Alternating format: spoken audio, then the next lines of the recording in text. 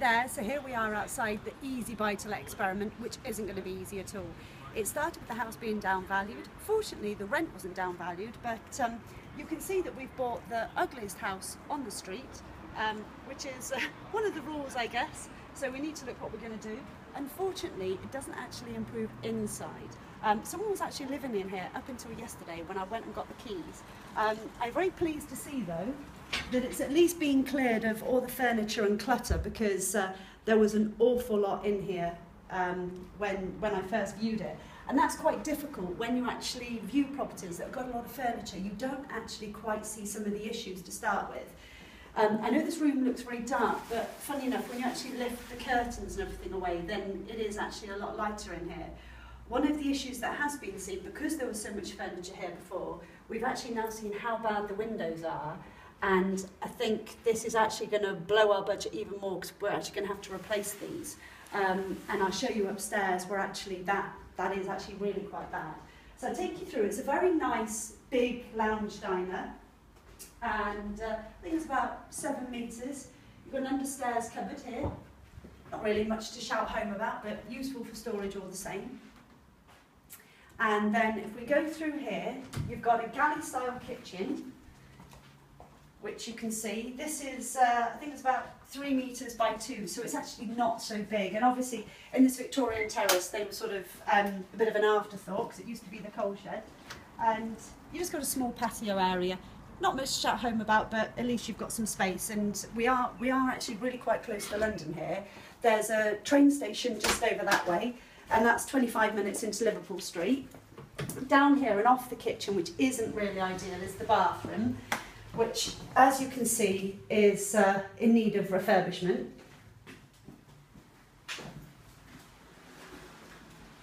Now, what the plan was when I actually saw the property was I was just going to rip everything out. So what I saw, I wasn't actually that worried about how things looked, because I was taking everything out. I was moving the bathroom upstairs.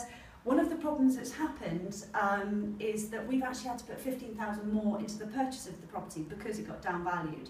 And that was our renovation budget, probably a bit of contingency as well, added on to that. So now we're trying to work out what can we do for less. I'm not sure if we can actually go with that sort of line of thinking. So I've got a builder coming around to actually quote on some of the things, because I wanted to move the bathroom upstairs. That was one of the key things I was going to do, and open out the kitchen area. So I've got to see what we do now. I'll just close the door. So, go upstairs. So, I have to be honest, I'm not particularly keen on the way you've got this big block here. But I'm going to have to see what I can do about that. I don't know if I can straighten this off, but again, this is all extra money which wasn't in the budget, and I need to see how much of an issue it's going to make. So if you just follow me upstairs, we've got 3 bedrooms upstairs. You've already seen the kitchen and bathroom. Now this is again one of the issues that happens, and I was quite shocked when I saw this, but this room had a bed and a wardrobe and everything in, so when I've come in, obviously this is all condensation damp, but doesn't look very good. And I've looked about taking the wallpaper off, and as you can see here, there's actually this polystyrene stuff here, which is very useful, you know, in terms of insulating the room and keeping it nice and warm, but it's a bit of an issue if you're going to take it off and plaster. Also, the Artex ceilings, not to everyone's taste, and the ceiling fan, well, I think that could be a throwback to the 70s. I'm not sure how many people want that. You've got the middle bedroom here as well, which again it's a really good size. That's one of the reasons why we actually selected this property.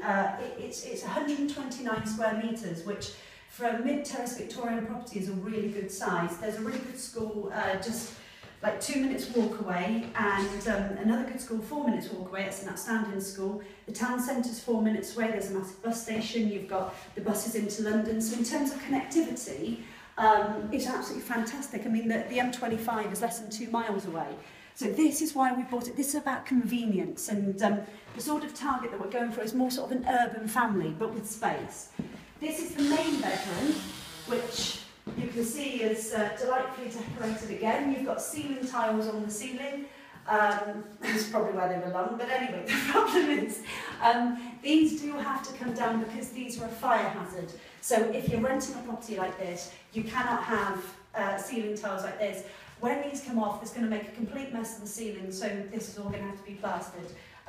But massive, these wardrobes are huge, but they're not staying, so these need to go.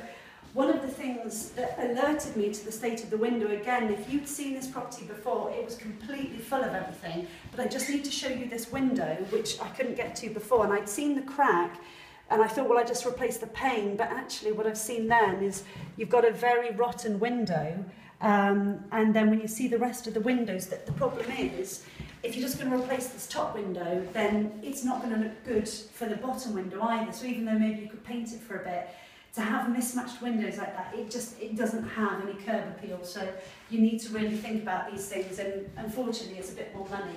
But I'm going to take you up to the loft. It's a loft conversion, but I would tell you this doesn't meet building regs, so we can't call it a bedroom or anything. But it's useful extra space. It's going to be difficult for you to get up.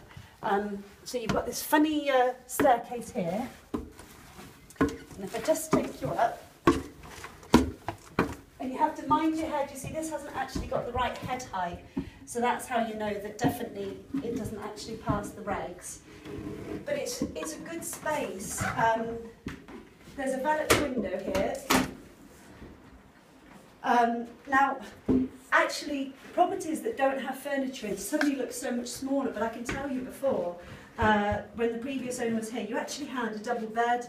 There was a big leather armchair. I mean, there was a huge amount of stuff here. And it's quite funny when you look at the space now, it doesn't feel as big. The good thing about this room though, and I think what is really useful, is all of the space still you've got in the eaves, and I don't know if you can see, but that's all boarded out. So you've got lots more storage, and that's the thing, in a lot of modern properties, you perhaps don't have so much storage.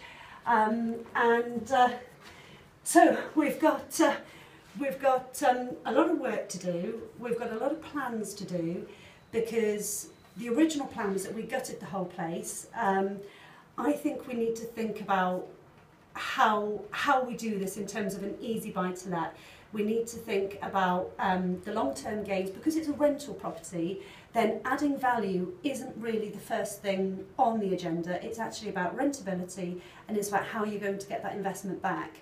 So we have got to weigh up all those things and work out what we're going to do. So I'm going to sit down, do some more plans again now, and then we'll see where we get to.